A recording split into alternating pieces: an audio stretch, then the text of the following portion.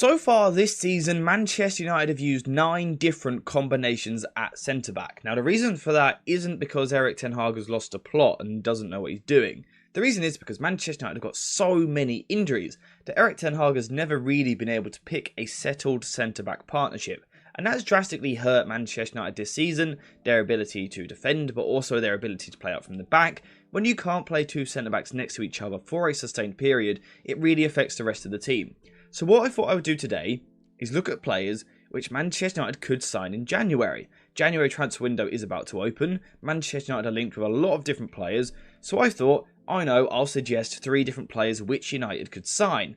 But then it dawned on me, we don't really know what Erik ten Hag's plan is with the centre-backs. Does he want aggressors? Does he want covers? Does he want one aggressive defender, one covering defender? Does he want defenders which defend wide areas or central areas? I realised we're not actually too sure. So what I decided I would do today is actually look at 3 different profiles of centre-back, and then Erik ten Hag can take his pick of what he prefers the most. You guys can do the same in the comments down below, and we should build a well-balanced defence. So we will start off with Yoro, the 18-year-old French centre-back who has been taking the French league by storm this season. If you've been on the internet in the past 2 days, you would have seen his name. He's being linked with all of the top clubs in Europe. Mainly in the past couple of days because he had an absolute masterclass against PSG the other night. And ultimately, when you pass the Kylian Mbappe test, people start to talk about you. But those that have watched him for a longer period of time know a lot about him, and he's a very, very good defender. So what are his strengths? Well, first of all, he is very, very good on the ball and very technically secure. For example, at times you will see him receive the ball under pressure. For example, the ball will come from the goalkeeper into Yoro. He's under pressure from the player behind him. He's going to take a nice little touch, a twist, a turn to get away from the striker. But this isn't something which we see all the time. So, technically secure, absolutely. Very good on the ball, very comfortable. However, he does seem to have, at the moment, a slight hesitance in the way that he plays. And I think what it might be is just being a young player in his first real breakthrough season at the club. He's just trying to avoid making mistakes. What I would like to see him do as he grows and as he develops over the next couple of seasons is be a bit more expressive, a bit more expansive on the ball. For example, at the moment, he isn't really the player to break the lines of passing. He's not someone who's going to pick it up here, split the opposition right through the heart and go into Bruno Fernandes in the 10 position, for example. It's not really his game. However, despite that, he is still very good on the ball. And if you want him to play a sort of central centre-back role, perhaps in a back 3 like this, where Lisandro Martinez goes into midfield, I think he would be a good player. Someone who just kind of keeps it simple on the ball, let those around him be more expansive, more expressive. I think that could be a really good dynamic. This actually also works from a defensive point of view as well. Lisandro Martinez is naturally someone who wants to be aggressive and on the front foot, whereas Yoro to me appears to be a bit more of a covering defender. Now again, he's only 18 years old, so he is at a stage in his career where he can be moulded. If you want a more aggressive defender, he probably could be that. But I think naturally, he suits more of this cover centre-back role. Someone who's going to cover space in behind because he's got really, really good recovery pace. He's also good in the air as well. So let's say the opposition are to go long, he's the sort of player who is happy to contest in these aerial duels.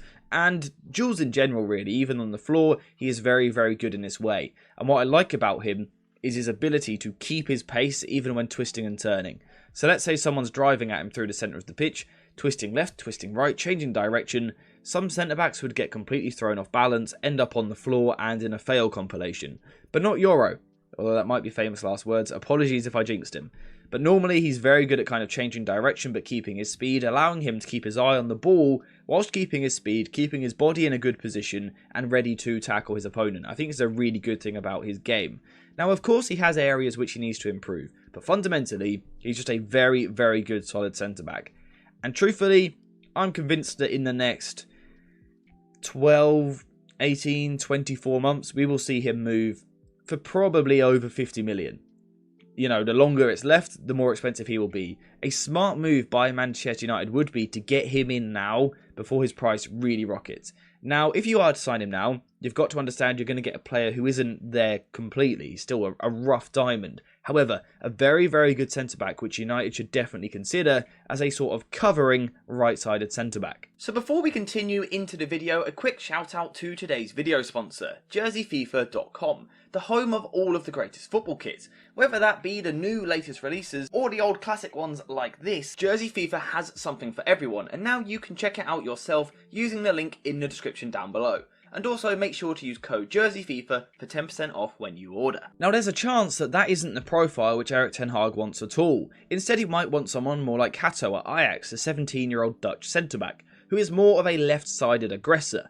So if you like actually the opposite of what Euro is, you can now see how we're looking at different profiles. Hato is having really his breakthrough season with Ajax this season and is a real stalwart in their defence. He plays every single week and for me is the best player in the current Ajax side. I think he's a really, really good talent and an excellent young player. Being left-footed instantly increases his price in the transfer market because we know that these left-footed defenders are worth quite a lot. In terms of his strengths, his profile and things like that, we're looking at a player who's quite similar to Lisandro Martinez. Left-footed, very good on the ball, good at twisting and turning, very good at progressing the ball and things like that. However, to actually change comparison, I would describe him as more of a left-footed, 6 foot tall Jurrien Timber. Now that's quite the compliment, but Hato, trust me, is that level of player, or certainly could be in a few years' time. He is absolutely brilliant. So let's say Lisandro Martinez has concerns over his injury, whether he really gets back to his proper level. Hato could be the perfect defender to come in and take that place and bring you all of the ball playing ability that you've already got with Lisandro Martinez, but also add athleticism, pace, ability in the air, and also box defense. That is something that this guy does. On the ball, he is just unbelievably good, so composed and so technical for a young player. So when he's put under pressure, he is calm, he does things at his own speed, and he is in control of what he is doing with the football. And that's a big compliment, I guess, for someone this young, to have that composure, that intelligence, that bravery on the ball, to take his time and trust in his own ability. And I know why he trusts in his own ability, because his ability is very, very good. He is so good at dribbling past players in these areas, playing forward passes. He does a little bit of everything. And I do think he's one of these centre-backs who could be moulded into one of the few in the world which can do this job where you step into midfield with the ball, like we've seen Lisandro Martinez doing in the past.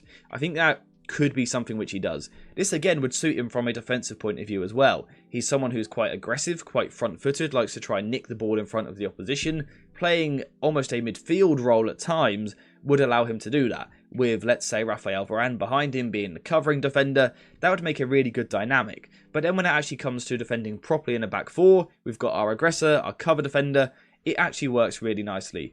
Now again, Hato, a bit like Euro, is someone who is not complete. 17 years old, incredibly young at the start of his career. He's got a lot of room to develop and grow. However, once again, the next 18 months, 24 months, he will leave Ajax, and he will leave Ajax for big, big money. Very good talent. Again, United might be smart to get in there now and get him a little bit cheaper. Both Euro and Hato are both very, very good options. Brilliant young centre-backs. However, there's a chance that neither of them are the profile of centre-back which Erik ten Hag really wants. And the reason I say that is because the player that United have been linked most with this January is Todibo of Nice. Now, is this just lazy journalism because of the links between Serge and Ratcliffe, Nice, Todibo, Manchester United? Is it a lazy link from certain journalists? Possibly. However, I do also understand why Manchester United would consider bringing him into the side. And again, he is a different profile to the other two. So like Euro, he is a right-sided defender. However, he is an aggressive defender, someone who wants to defend on the front foot, who wants to be in physical battles, constantly involved all over the pitch, in particular, out wide. So whereas Euro was more of a central centre-back in possession, Todibo is more one that you would play on the outside, mainly because his recovery pace out of possession is an absolute joke. I've spoken in the past about United's need for ground eaters out of possession, people which win all of their duels. Todibo is that. So let's say United get caught high, a ball comes through to the left winger, you want Todibo covering this ground. He is absolutely incredible at it. Better than most fullbacks even, but he does it from centre-back. Very, very tall, very physical, very strong, very athletic. Overall, a great profile defensively. Now, the concern would be that he likes to defend on the front foot, as does Lisandro Martinez. Does that leave you with holes in behind your team? Yeah, possibly a little bit. So again, like the other two, he does have weaknesses, but he certainly also has strengths. For example, on the ball, he loves to stride forward with the ball at his feet, into midfield, and sometimes even further than that. Particularly when Nice build in a back three, Todibo loves to pick the ball up and just drive forward. He's also capable of playing forward passes through the lines, long switches to the other side. This is a high volume centre-back, someone who nearly always has touches on the ball and is looking to make things happen. Overall, Todibo's a great player. I don't want to focus on him too long, simply because I think there's been a lot of coverage of this guy over the past 6 months by myself. So I don't want to focus on Todibo too long. I think you guys all know what I think of him. But what we can see here is that we have presented 3 different profiles of centre-back.